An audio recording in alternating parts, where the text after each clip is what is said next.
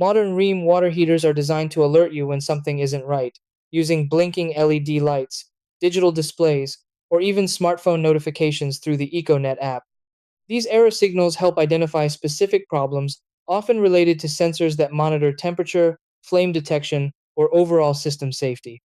When you see a blinking light, carefully count the flashes and note the pattern, since each sequence represents a different issue.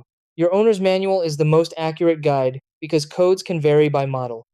Before calling for service, try a simple power cycle by turning the unit off, waiting a few seconds, and restarting it. Check for loose wiring connections, inspect for visible damage or blockages, and use the reset button if your model includes one. Common codes include power supply interruptions, gas valve or supply issues, and outlet temperature sensor faults.